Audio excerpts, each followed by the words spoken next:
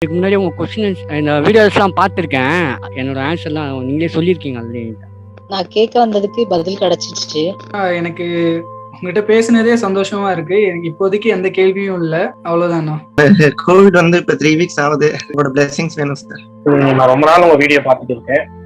என்னோட பூர்வ ஜென்மா இந்த தருணத்துல சில விஷயம் வந்து உங்க வீடியோ மூலியமா எனக்கு தெரியுது. ஸோ அதுக்கு நான் ரொம்ப நன்றி கடன் பட்டிருக்கேன்.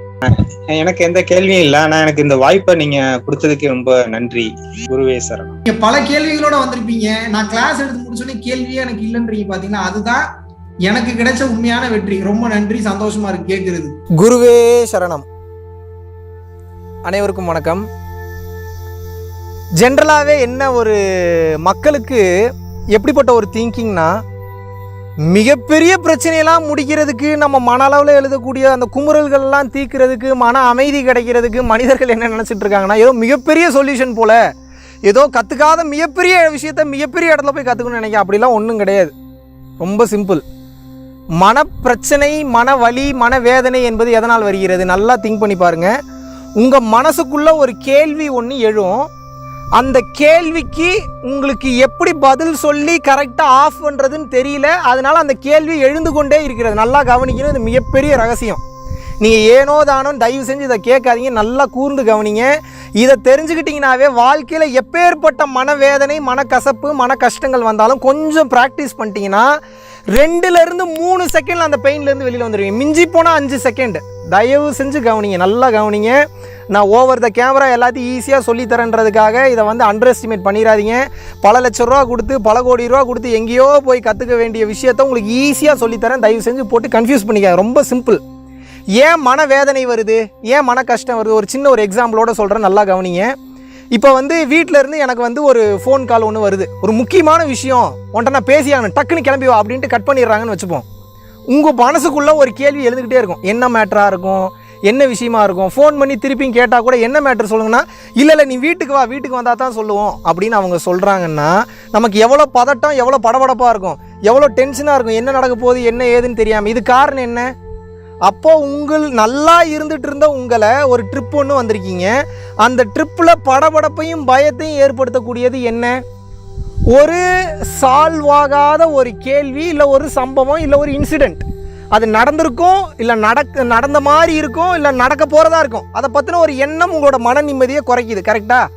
இப்போ இந்த மாதிரி படபடப்பு, டென்ஷன் வரும்போது ரொம்ப சிம்பிள். நீங்கள் என்ன பண்ணணும்னா, உங்கள் மனசு அந்த கேள்வியை மேலே எழுப்புது. எப்படி எழுப்புது?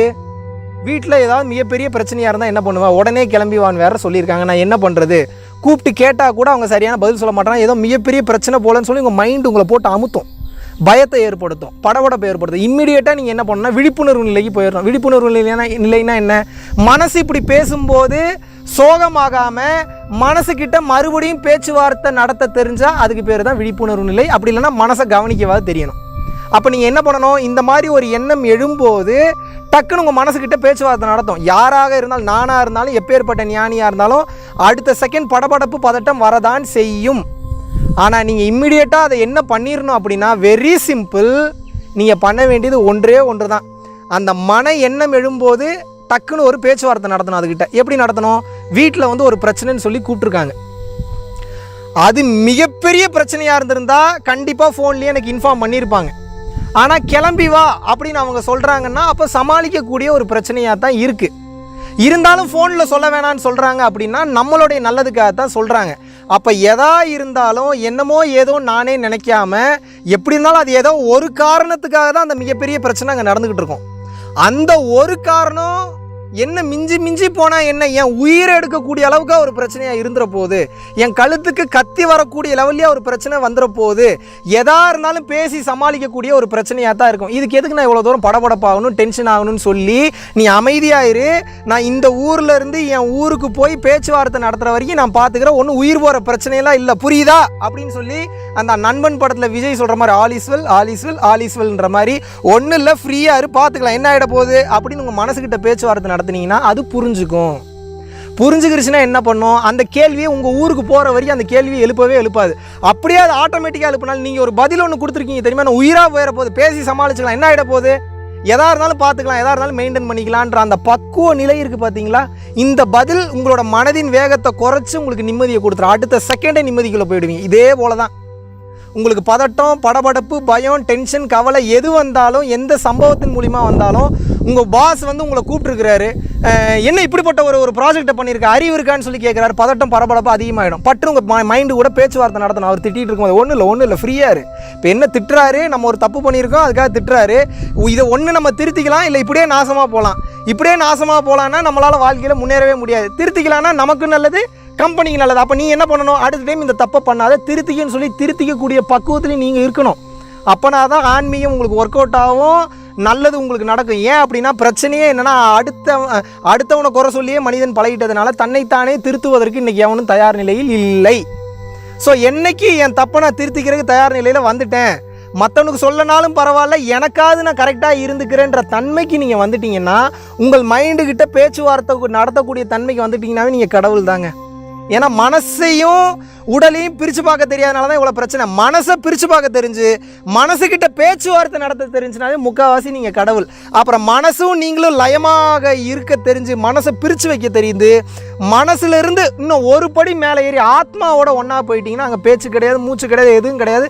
சாட்சாத் அந்த பரம்பொருளாகிய இறைவனுடைய காட்சி தான் ஆன்ம தரிசனம் தான். நீங்கள் அந்த அளவுக்கு போகிறதுக்கு முன்னாடி வெரி சிம்பிள், எந்த கவலை எந்த பிரச்சனை வந்தாலும் உங்கள் மனசிலிருந்து தான் எழுவும்.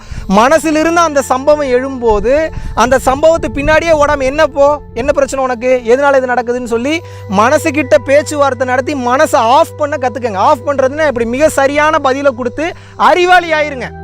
உங்கள் மைண்டு எல்லாத்தையும் சரின்னு பேசும், எல்லாத்தையும் சரின்னு அது பேசுறது தெரிஞ்செல்லாம் பேசாது, எதையாவது பேசிகிட்டு இருக்கோம். பேசிகிட்டு இருக்கிறத உங்கள் விழிப்புணர்வு தன்மையோட மிக சரியான பதிலை கொடுத்து அதை ஆஃப் பண்ண தெரிஞ்சுன்னா அதற்கு பேர் தாங்க ஞானம். மைண்டு உடனே அமைதிக்குள்ளே போயிடும். இப்படி தான் என்னை நான் அடிக்கடி அமைதி பண்ணிக்கிறேன். இது ஒரு மாபெரும் சீக்ரெட். என்னை நான் எப்பயுமே ஞான நிலையில் வச்சிருக்கக்கூடிய ஒரு மாபெரும் சீக்ரெட்டுன்றது இதுதான். ஞான நிலைன்ற வார்த்தையை கேட்டு ஏதோ பெருசாக பிரம்மாண்டமாக நினச்சிடாதீங்க.